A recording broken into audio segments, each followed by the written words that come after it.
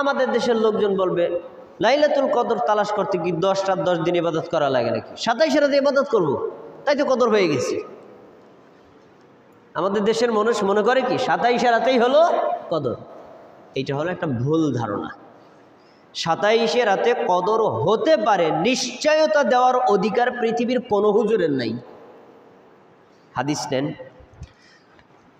কদর সম্পর্কিত যতগুলো হাদিস বর্ণিত আছে প্রত্যেকটা হাদিসে এই কথাটা উল্লেখ করা, ইলতামিসুহা, তোমরা কদর তালাশ করো, তাহাররাও, তোমরা অনুসন্ধান করো। ভাই কোনো জিনিস যদি ফিক্সড থাকে তাহলে তালাশ করা লাগে? অনিশ্চিত হলে তালাশ করা লাগে। অনিশ্চিতটা কি? রমজানের 21তম রাত থেকে শুরু করে 30তম রাত, এর যে কোনো একটা রাতে হতে পারে। কোন রাতে আমরা বলতে পারি না, অনিশ্চিত। তাহলে কি হবে? একজন বান্দা আর বান্দির কাজ হবে 10টা রাত আর 10টা দিনেই ইবাদত করা। এখন 10টা রাত এবং দিনে আমাদের অনেক সময় বিভিন্ন কাজকর্ম থাকে, দুনিয়াবি কাজের সাথে আমরা জড়িয়ে পড়ি। ধরেন যেই রাতে কদর, ওই রাতে আপনার ভাই অসুস্থ হয়ে গেছে, আপনি তারা নিয়ে ব্যস্ত আছেন, ইবাদত করতে পারলেন না, এমনটা হতে পারে না? এই জন্য কদর তালাশ করার জন্য একজন বান্দা বান্দি এতেকাফে বসবে। একটু কথা বলে নেই তো, এতেকাফ আমাদের দেশের পুরুষরা কম বেশি করে, নারীরাও করে, কিন্তু নারীরা করে কোথায় জানেন? ঘরের এক কোণে। এইটাও কিন্তু সুন্নাত বিরোধী আমল। এতেকাফের শর্ত হলো মিন মসজিদিন জামিঈ, জামে মসজিদ হতে হবে। যদি নারীও বসে তাহলে মসজিদের মধ্যে, আর পুরুষও বসে তাহলে মসজিদের মধ্যে। এবার তো আপনি আমার দিকে বড় চোখে তাকাইছেন, নারীরা মসজিদের মধ্যে কে দেখবো, কি বলবেন? আরে ভাই, এই সেন্সটা আসছে কেন জানেন? আমাদের মসজিদগুলোতে নারীদের জন্য কোনো ব্যবস্থা রাখা হয়নি, এই জন্য এই কথাটা আসছে।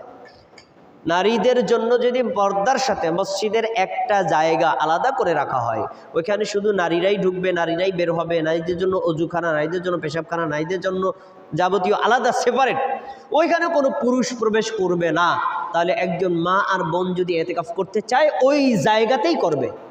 যদি পর্দার পরিবেশ না থাকে করবে না, এটা তো ফরজ কিছু না।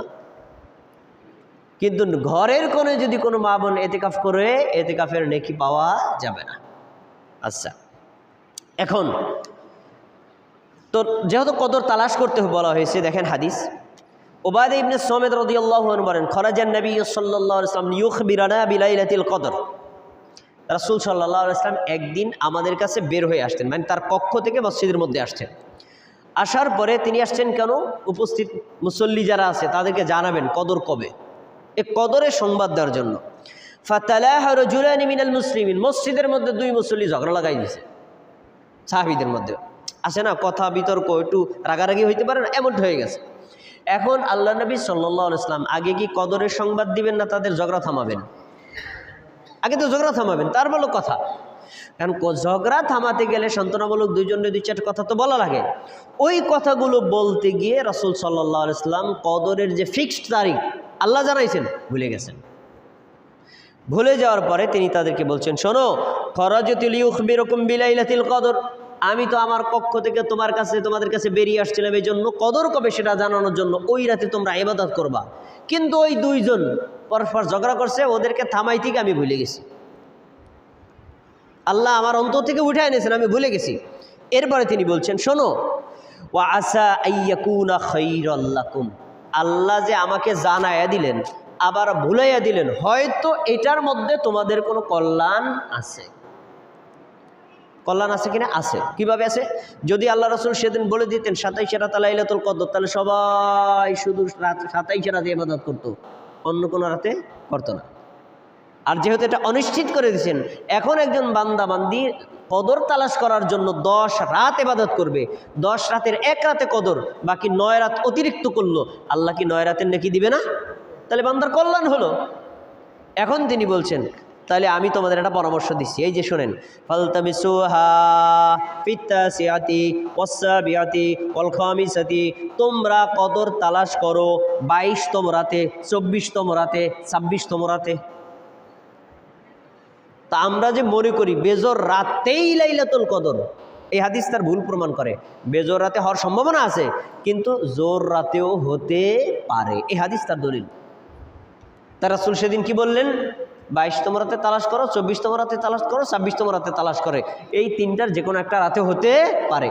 আচ্ছা, এরপরে হাদিস দেখেন, রমজানের শেষ দশকের বেজর রাতগুলোতে কদর হতে পারে, তাও হাদিস আছে। রাসূল সাল্লাল্লাহু আলাইহি ওয়াসাল্লাম বলেন, তাহাররাউ লাইলাতাল কদরি ফিল ওয়াতরি মিনাল আশরিল আওয়াখির মিন রমাদান, তোমরা রমজানের শেষ দশকের বেজর রাতগুলোতে লাইলাতুল কদর তালাশ করো।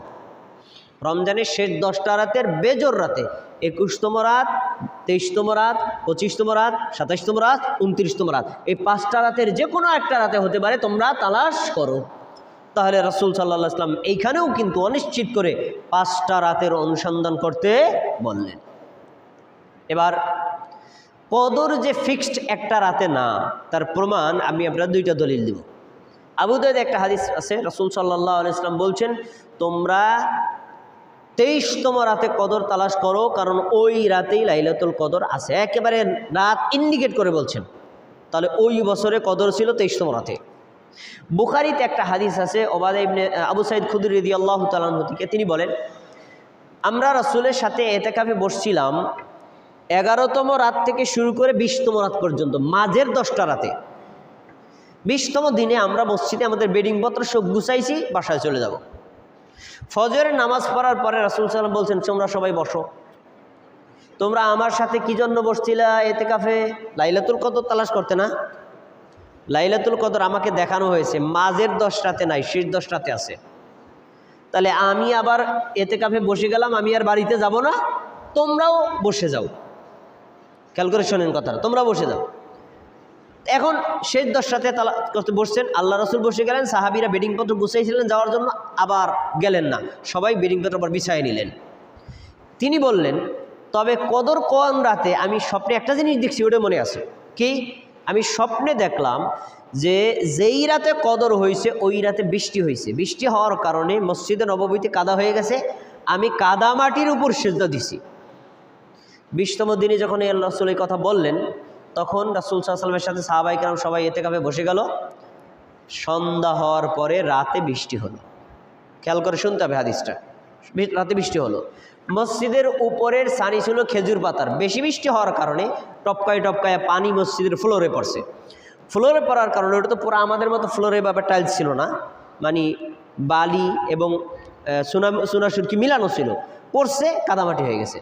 রাসূল সাল্লাল্লাহু আলাইহি ওয়াসাল্লাম ফজর সালাত আদায় করছেন, সেজদা দিচ্ছেন কাদামাটির উপরে, কপালে কাদামাটির দাগ। ফজর সালাত আদায় করে ঘুরছেন। আবু সাঈদ খুদরি বললেন, আল্লাহ রাসূল বলছিলেন আমি কাদামাটির উপর সেজদা দিলাম। আমরা সেই রাতে দেখেছি 21তম রাতে আল্লাহ রাসূল সাল্লাল্লাহু আলাইহি ওয়াসাল্লামের ফজর সালাত আদায় করার পরে তার কপালে দাগ ছিল।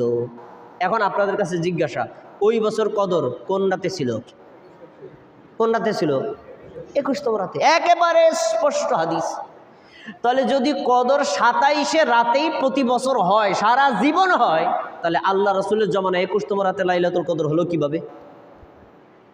তাহলে বোঝা যাচ্ছে 27 রাতে নির্ধারিত না, হতে পারে।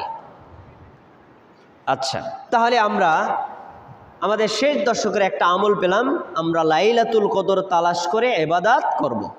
2টা। 3 নম্বর, যাকাত